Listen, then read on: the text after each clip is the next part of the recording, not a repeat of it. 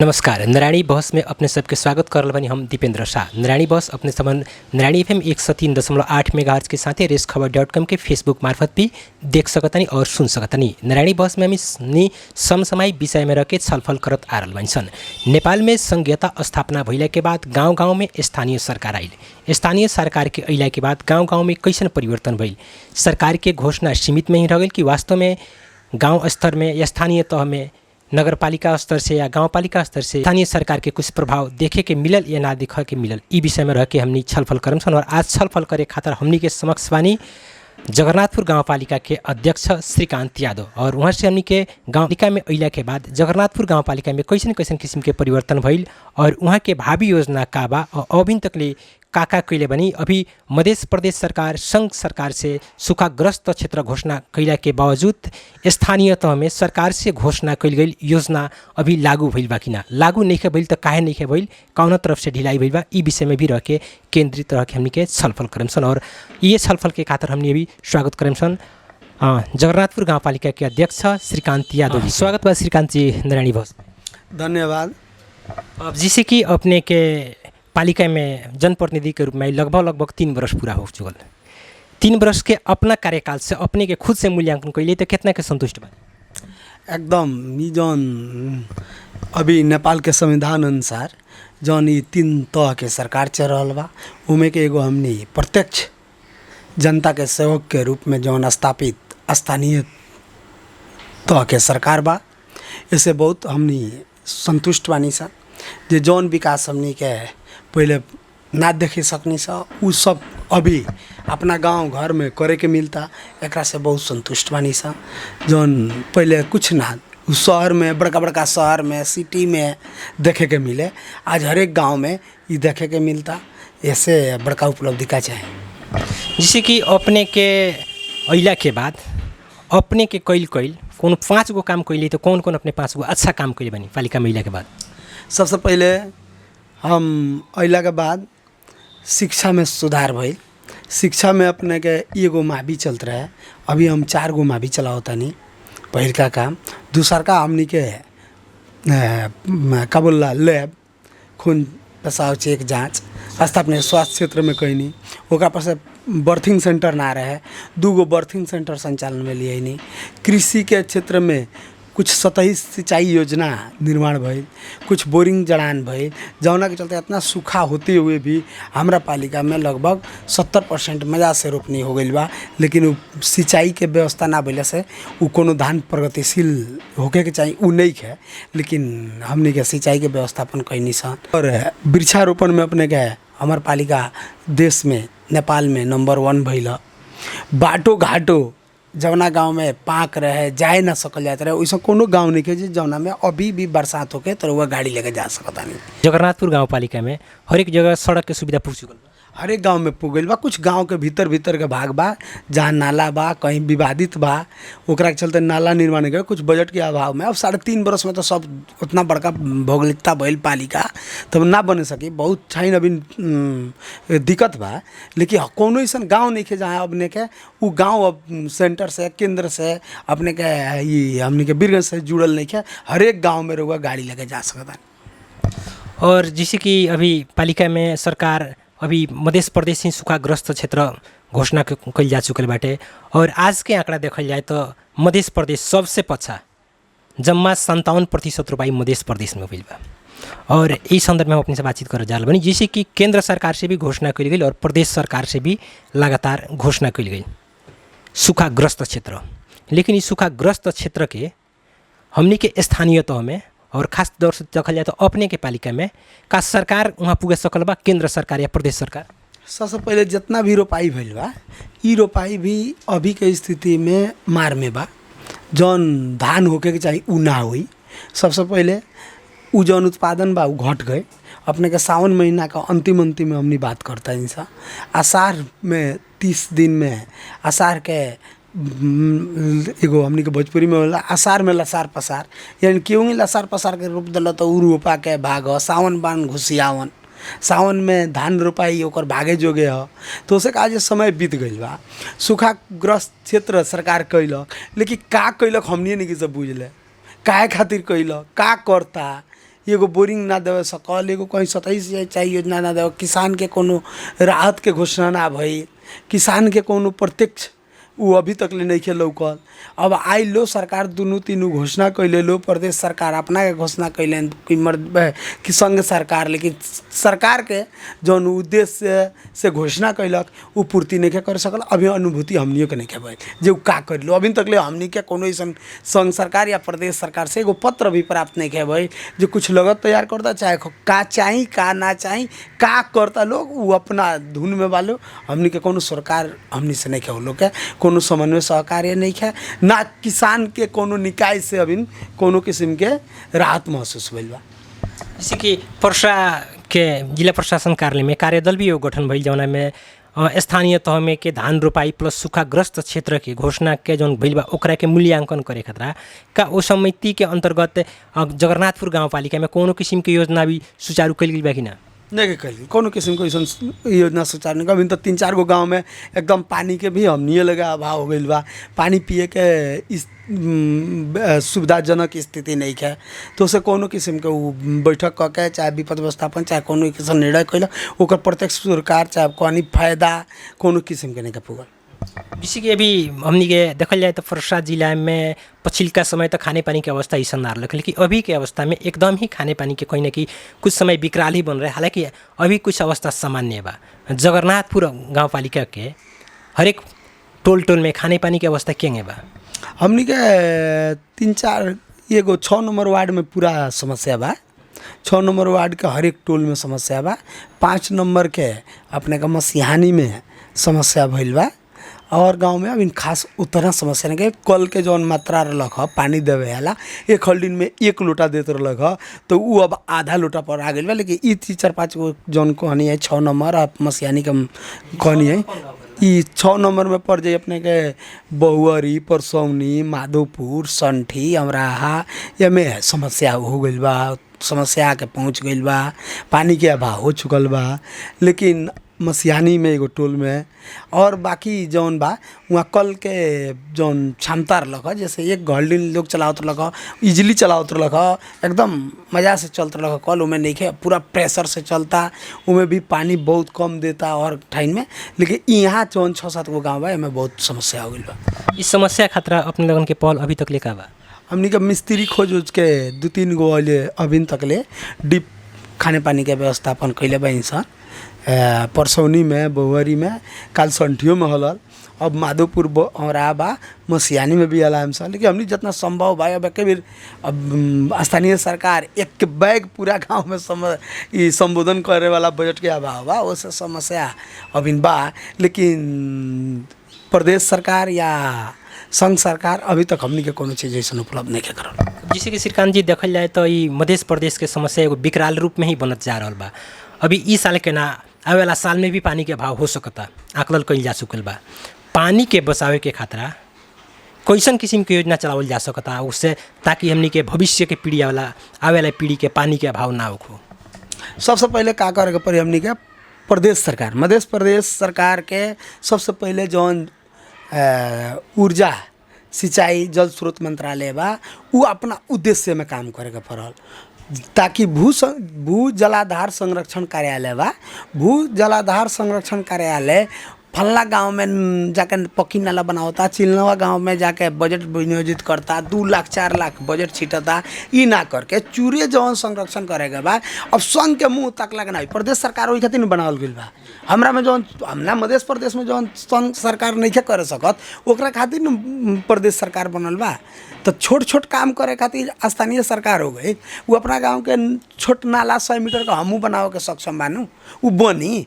लेकिन जौन विकास निर्माण के मोडालिटी में जाए के चाहिए वो प्रदेश सरकार के जाए के चाहिए। अभी जौन मंत्रालय काम कर रहा बा वो एकदम चूरे विनाश खातिर काम कर रहा बा। कहीं चूरे संरक्षण के काम नहीं के करत, सीधे देखावटी है जो संघ नहीं के करत कुछ नहीं करता। संघ के काम तो अपन बाबू अपन करता कि नहीं के करत उ ना। लेकिन हमनी के पहुँच के हमनी से बातचीत होके वाला पर डे जनता के पहुँच होके वाला स्थानीय सरकार है और से तंका हट के प्रदेश सरकार है मध्य हरेक प्रदेश के हुए।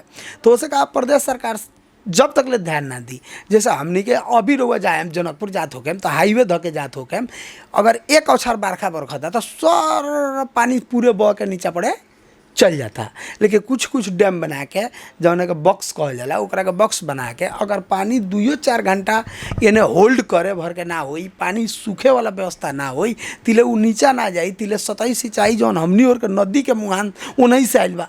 जितना नदी उत्पत्ति भइल बा चूरे से भइल बा। अब चूरे के ही पानी ऊपर रोड बन गई, सबके मुँह ले जाके एक ठाइन पुल लगे डाल दिया। अब केनाहू जगह नहीं के छोड़ल गई, हाईवे बनल, विभिन्न किस्म के प्रदेश के रोड बनता, पालिका सब बनावता, तो ये कहीं ना कहीं जे जाके एक ठाइन होता। तो एक ठाइन होता तो वहाँ एकदम क्लियर कट बना देवल बा जे 1 मिनट पानी एने न तो रुको, जितना पानी होके वो अपन जहाँ जाए के बाद चल जाओ। तो वो सिस्टम से ना हुई। भू जलाधर संरक्षण कार्यालय के काम हो जे कहाँ जल के संरक्षण करी वहाँ करे के पड़ल, वहाँ सबके बॉक्स बना के रुके के पड़ल जौन अपना बस में अभी बा। बड़का बड़का डाइवर्सन बनी, बड़का बड़का राप्ती के पानी आई वो लिया वाला से वही सिंचाई के व्यवस्था कैले, वैसे खाने पानी का अनेक के उपाय बा। लेकिन अभी फिलहाल सरकार के जौन बा कच्ची बांध के रोकला से होई कि अभी पक्की ज़्यादा भी खर्च ना लागी। बड़का बड़का जौन नदी बा ओकरा में रोक रोक के महेंद्र राजमार्ग जौन आइल बा पूर्व पश्चिम राजमार्ग ओकरा में पुल लगे सबके रोक रोक के पानी रोक के थोड़ा देर स्टॉप करे वाला व्यवस्थापन कैल जाई तो हमनी के रिचार्ज हुई। ओकरा पर से प्रदेश सरकार होके, स्थानीय सरकार होके, संघ सरकार होके, जौन भी हमनी के अभी पक्की काम के निर्माण करता है एकरा में तनका मॉडिफाई करे के पड़ी।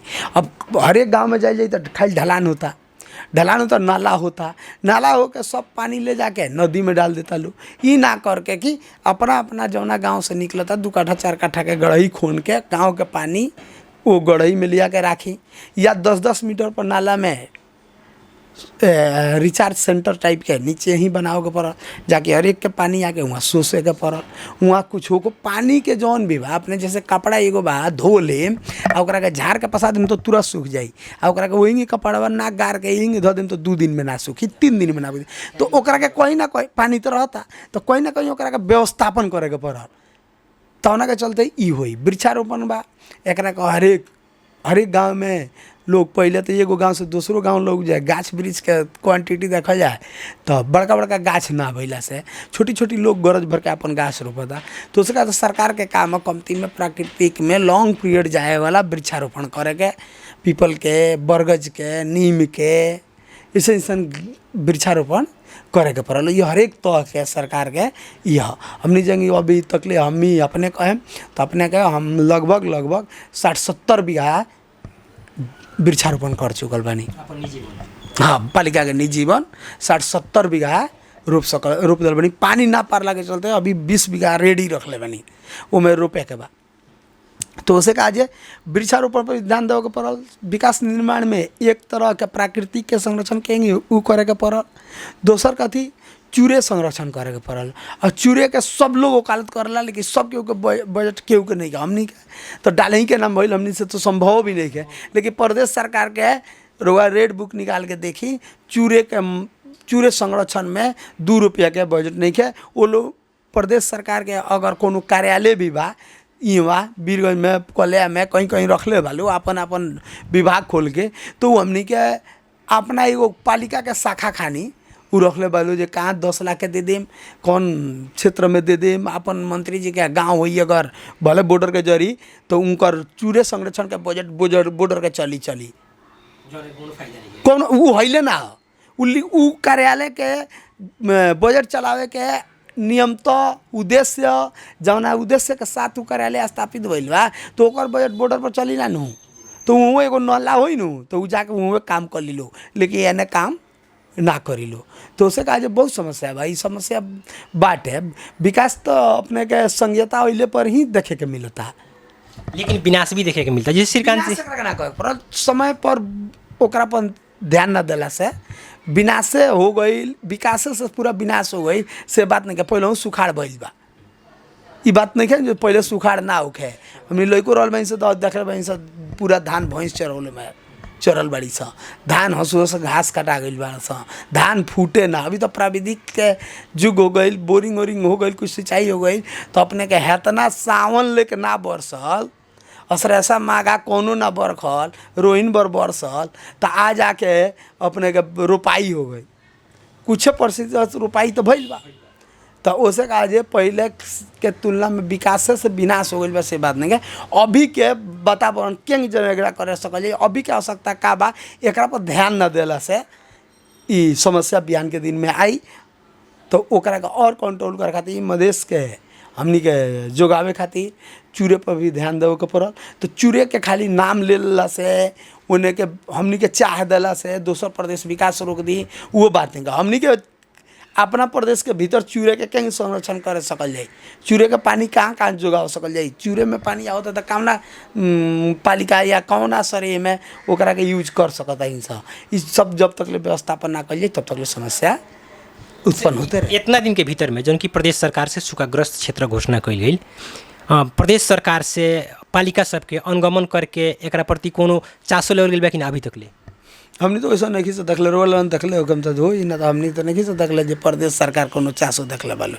वो तो जाता लोग कहाँ कहाँ का डाइवर्सन अनुगमन करे, जालेल मुख्यमंत्री होने 3 कोसी प्रदेश घूमे, उन्ने से कोई पानी लिए तो यहाँ का सूखा अभी कदू हो रहा है। अभी तो फिलहाल का करे के एकरा में लागेगा पड़ल, अभी यह बड़े बरखा बरखता, तब ई बरखा से तो रोपाई ना हुई, कहीं पानी नहीं क्या लागल।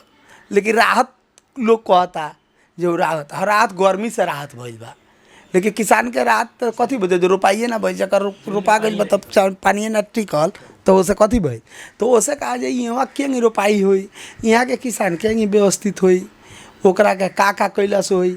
अब तराई के सबसे मूल्य चीज़ बहुत सिंचाई के व्यवस्थापन हुए हमने के गंडक नहर। पिछले समय गंडक नहर में भी समझौता अनुसार पानी नहीं आ रहा। अब ई तो समझौता कितना के कैले बा तो वो तो ओकर हाकिम बताई, आ काहे नहीं आओ तो ओकर कारण बताओ के पड़ल। अब जायम रोग पूछे, हमनी पूछम से तो हमनी कहता इतने कॉन्सेप्ट दे देता लो जो भारत समझौता अनुसार पानी नहीं के देत, लेकिन भारत समझौता अनुसार पानी नहीं के देत कि समझौता अनुसार तू नहरवा साफ नहीं करावत। एकर जवाब तो पहले दे देवे के पड़ल। तारा कहाँ कहाँ साफ करावे के बा, नहर काइनल साफ करावे के बा, उ करवले बड़ा कि ना देखे के पड़ल। हमनी के तो गंडक नहर हमनियों में पड़ला नु, कितना सफाई भइल बा। ओका पर से 0 ID तक ले अनुगमन होता, ओका पर से 0 ID से वाल्मीकि नगर तक लेके जो नहर बा उ के साफ करा दी। अगर भारत गवर्नमेंट के वो से पटवन करा होता तो भारत गवर्नमेंट कराई, तो मंत्री लोग के पहल कऽ के ओकरा से करावे के पड़ल। भारत गवर्नमेंट के जिम्मा हवा साफ करावे के तो भारत गवर्नमेंट से पहल करे के पड़ल। पानी छोड़ता कि नहीं के छोड़त बड़का बात नहीं है, पहले पानी ले आवे वाला साधन तो और बर्तन खाली बा कि नहीं ई चीज़ देखे के पड़ल। साफा तो करे के पड़ल नु, नहर के साफ कराई। हम भल चैत में गई रहनी है अपने के, वहाँ से जब निकले अथी मठ मजरिया से, तो वहाँ से निकल के जब जाए गंडक नहर पकड़ ले तो पूरा भर के फूल बा, माटी से सिल्टी लाग गई बा। वो कितनो पानी छोड़े तो ऊपर उठा लेम तो ऊपर पानी बहे वाला जगह ही नहीं है, तो बही के ने जब तक ले नहर सफाई ना हुई जितने छोड़ी उतने पानी ना आई। अपने नहर में जाई जने साफ बा उन्हें पूरा नहर का पुल में सट गई बा पानी। अभी जाए तो जहाँ नहर सफाई हो गई पुल में सट गई बा, तो जब पूरे क्वांटिटी पानी का तो पुल में कहीं सट गई बा, तो कि तो भाटी साफ नहीं के भाई सिरे से आवत तो उहे रुकल बा। तो सिरे आ भाटी ना हुई तो बीच में खाली वीरगंज गंडक नहर चौक से गंडक से लेके आ नारवा दशावता बॉर्डर तक ले साफ खाली हर साल करत रहे। तो एने जाए वाला पानी ना साफ भइला, उन्हें से पानी आवे वाला जगह ये ना बनल, तो बीच में कहाँ से बनल। अब क्वांटिटी अनुसार एग्रीमेंट अनुसार समझौता अनुसार गंडक नहर में पानी आवता कि ना आवता ये तो चेक करे के जे तलब भत्ता खाता जे मंत्री है ओकर मंत्री डिप्यूट भइल बा तो ओकरा तो जाके बात करे के पड़ल नु। एस नु में तो बात करे के पड़ल ना दी हतने देता इतने दी तो उतनो लियाओ के बर्तन तो अपन साफ सुथरा कर लेवे के पड़ल नु। के करी ना करी तो अपनों से पहल करके साफ करे के पड़ल। तो उसका समस्या ई बारिश समय पर ध्यान ना देला से श्रीकांत जी बीच में अपने के हम रुके के चाहें। जैसे कि गंडक नहर हमनी के परसा में 14 गो पालिका पड़ल बा, 14 गो पालिका में लगभग 13 गो पालिका के छुए बा, चाहे पूरा छुओ या आधा छुओ। ठोड़ी बा है, ठोड़ी में भी हल्का हल्का छुए बा, ठोड़ी के नहीं छुए अपने के ठोड़ी बा है लगभग पूरा ही छुए हुई। ठोड़ी नहीं छुए, जीरा वन नहीं छुए, पटरवा सुगौली नहीं छुए, अपने के परसा गढ़ी नहीं छुए। कालिका माई ई सब छुएला बहन हम नहर से दखी, लेकिन कालिका माई होके चाहे कालिका माई का हरिहरपुर चारू ओर पानी ले जाए खातिर और नहर साफ होके के पड़ल कि ना, नहर साफ करे के पड़ल कि ना, वही बात तो पर कोई साफ नहीं। वही बात पर हम नहीं, जैसे कि हमनी के जौन पालिका के छुएले बा उ पालिका के प्रतिनिधि लोग में एक बार अपन लोगन छलफल नहीं कैले सिंचाई से जेकरा पर पहल करे के पड़ल। सबसे पहले तो नहर साफ करके पिच बनल पर माटी दे दिले बाद 2 ट्रैक्टर के उ माटी डाला लेता तो सिंचाई वाला जाके कहता क्या उठल बड़ा भले उ माटी से पूरा पिच तो पाके बरखा ना भैया सना तो ये सब पूरा पिच ढर जाई, तो उ समन्वय करे जाता लोग। यहाँ तो संघीय सरकार के अभी मानसिकते चेंज नहीं किया भैल हम संघीयता लागू करी, संघीयता स्थानीय तो के ना क्षेत्राधिकार तो नहर नहीं के, तो नहर के बात तो उ करी जे कहाँ जाके करी साफ करम कि ना करम, साफ कराएम कि ना कराएम। स्थानीय सरकार तो ऊपर तनका ग्रेबल कर देता तो जाके वहाँ रोकता जे बोल तू काय कही हो ई तोरा क्षेत्र अधिकार ना पड़ी। गुमटी धऽ के लोग नहर घेर ले बा, चौक घेर ले बा, हटाऊँ के काम नहीं के लोग के, हमनी हटाएम से तो केहू के जाई तो उ रोक दिलो।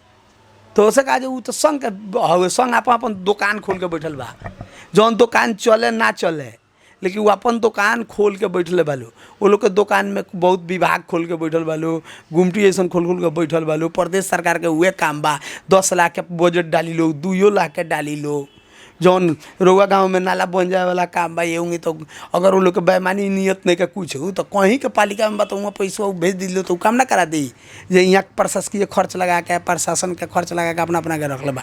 तो फुर्सत तो स्थानीय आसार मसांत के विकास करो चाहे 1 वर्ष विकास करो तो स्थानीय सरकार के काम हो, वो लोग तो प्लानिंग करे के काम हो।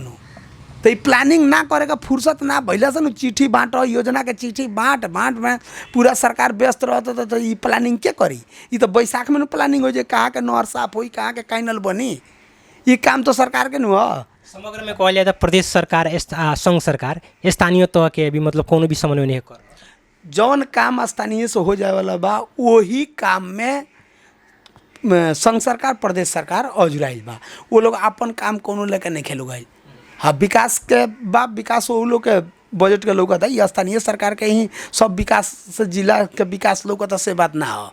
प्रदेशों सरकार के विकास बा में बजट से बा, संघों के बजट के बा, लेकिन बजट के बावजूद जौन और कहनी है जो विनाश होता विनाश रोके के काम बजट तो हमने पर गवर्नमेंट को दिन से सशर्त अनुदान तोक के भेज दिले लो हई काम कर तो हमने तो कहिए दिन से, लेकिन प्लानिंग करे के काम तो प्रदेश सरकार के नहीं हो।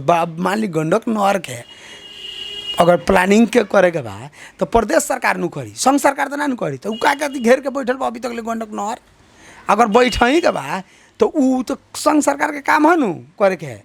जो हम गंडक नहर के परियोजना के बारे में करें और गंडक नहर के परियोजना के छोड़ के प्रदेश सरकार बड़का बड़का योजना कौन बनल सिंचाई में करी तो जाए तो किताब भरल बाटे फलना के खेत में डीप बोरी, तो फलना के खेत में 10 लाख के सैलो ट्यूबवेल, फलना पालिका में सैलो ट्यूबवेल।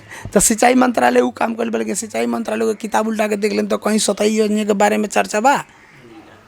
तो करे ओकर काम प्लानिंग करे के, प्लानिंग करे के पड़ल, बनावे के पड़ल, बजट बनावे के ऐसे ओकर काम जब कोनो पालिका में नदी होई तो वहाँ बांध बने तो उ पालिका के सिंचाई ना होई भाटी वाला के होई। तो उ चीज़ के प्लानिंग वहाँ करे के पड़ल। जब हम कोना नदी नियंत्रण करें आ कहाँ डैम बनाएम जो वो पानी से व्यवस्थित करम ले जाके कौन पालिका कहाँ बांध लागी, भाथा में बांध लागी तो भाथा के पानी से तब शंकर का बोला सखो परसों पटरवा सुगौली नु पाटी तो वहाँ लिया के प्लानिंग करे के पड़ल। पटरवा वाला अपन बजट खर्च के सखो परसों इतना पटा दी तो ये प्रदेश के काम ही नहीं 2 लाख रुपया देखे में डाल दिले बोले देखी ना किताब उठा के। तो उसे कहा जाए ध्यान देवे के पड़ी, प्रदेश सरकार जब तक ध्यान ना दी तो दीर्घकालीन समस्या समाधान ना हुई। श्रीकांत जी फिर से अपने के हम पालिका और चले के कोशिश करें, जैसे कि अब लगभग अपने के 3 साल से ऊपर 3.5 साल तक ले पूगे लागल, भावी योजना अपने के पालिका के सुधार करे खतरा का बा? एकदम देखिए सबसे पहले का बा जे पालिका कोनो भी पालिका के हमारा स्थानीय तो है, हमनी का स्थानीय सरकार है, एकरा के हमनी के जितना अधिकार सुनिश्चितता कैले संविधान वो अधिकार अनुसार पालिका में सेवा सुविधा पहुँच करावे के पड़ल जनता के। ओकरा पर से भावी योजना में विकास निर्माण जौन गति में चल रहा बा अगर यही गति में चले तो हमनी के विकास निर्माण में अच्छा फड़को मारेम सा हमार पालिका। ओकरा पर से आवे वाला किसान के जौन है समस्या बा ई ना हुई। आ पूरे ध्यान देके हर एक में सिंचाई के व्यवस्था पुगल। जौन 75-85 हमनी के रोपनी भइल बा, 95, 90, 95% हमरा पालिका के रोपनी भइल बा।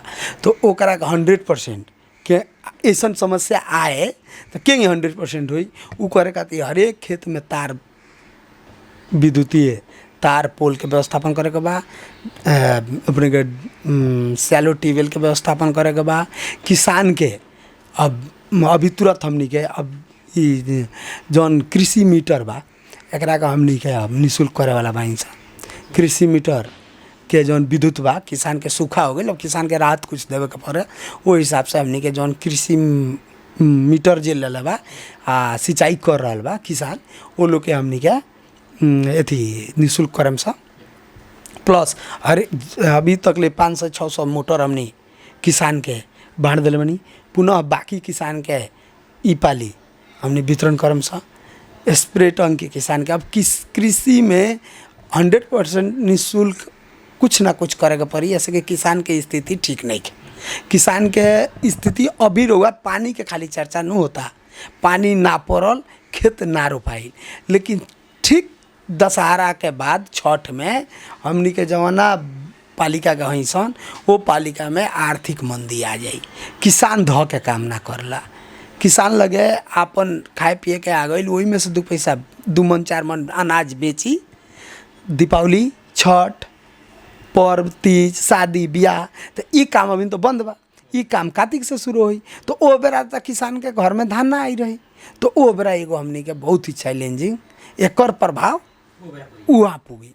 तो ओसे कहा जाए किसान के जितना भी होके आर्थिक के हिसाब से जौन जौन फायदा लौके वाला हुई किसान के वो चीज़ हमनी करम सा। शिक्षा में अपने की योजना का रही और शिक्षा में का बाजी एगो 10+2 चलता है। आवेला दिन में हम 2 10+2 चलाएं। मावी जौन चलता वो चली।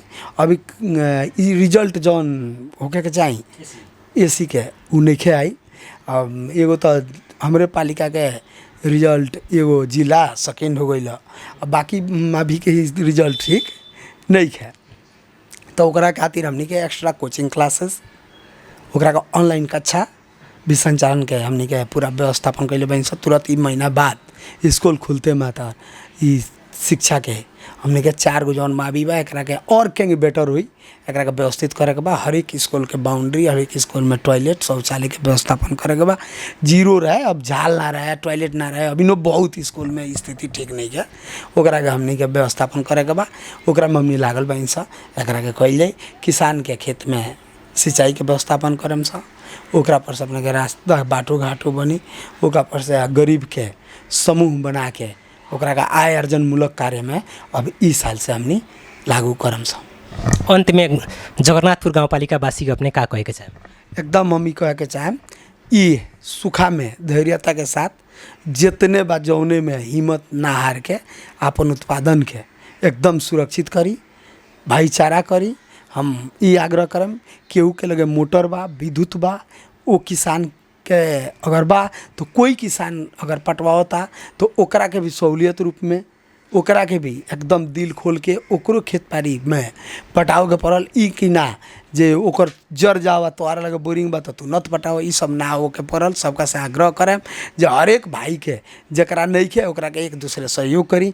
ई जौन अकाल बा एमे बीउ जोगावे वाला काम कइल जाओ। आवेला दिन में जकरा घटल हुई जौन व्यवस्थापन करें, धैर्य धारण करे के, हिम्मत से जोश जांगर से काम करे के, हमनी के जौन ई समस्या जौन दूर हुई करें। आ जौन विश्वास के साथ वहाँ समन जौन हमार पालिका वासी हमरा के विश्वास करके ई बड़का सेवा करे के जौन मौका देनी, एमे कहीं कते कमी कमजोरी बेईमानी ना हुई ये कहम। और सब लोग के धन्यवाद देम जे रुआ लगन अपन जौन हिम्मत बा ओकरा के आगे बढ़ाई।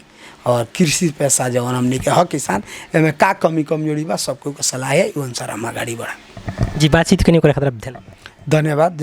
बातचीत करने सन जगन्नाथपुर गाउँपालिका के अध्यक्ष श्रीकांत यादव जी से। पछिल्का समय में मध्य प्रदेश में सूखाग्रस्त क्षेत्र घोषणा भइला के बावजूद प्रदेश सरकार संघ सरकार के कोनो भी स्थानीय तह में उपस्थिति ना देखल गई कह हमनी पछिलका रिपोर्ट में भी अपने सबन के देखा चुकल बनी सन। और ये अवस्था जगन्नाथपुर गाउँपालिका से बातचीत कैला के बाद भी हमनी के अपने सबन के प्रश्न हो गई है कि संघ सरकार और प्रदेश सरकार से जौन सूखाग्रस्त क्षेत्र घोषणा कल गई उस सरकार के घोषणा में ही सीमित अभी तकले देखे के मिल रहा बा। जी मित्र, आज के कार्यक्रम अपने सबन के कैसन लागल, ई कार्यक्रम के प्रति अपने सबन के कोनो सलाह सुझाव प्रतिक्रिया बात हमनी के दे सकतानी। हमनी के पता बा Narayani FM 103.8 megahertz link road Birgunj Parsa. कार्यक्रम देख के और सुनदेनी ओकरा खातिर ढेर सारा धन्यवाद देत। अभी के खातिर हम दीपेंद्र शाह चायम आज्ञा। देखत रही और सुनत रही नारायणी FM 103.8 मेगाहर्ट्ज। नमस्कार।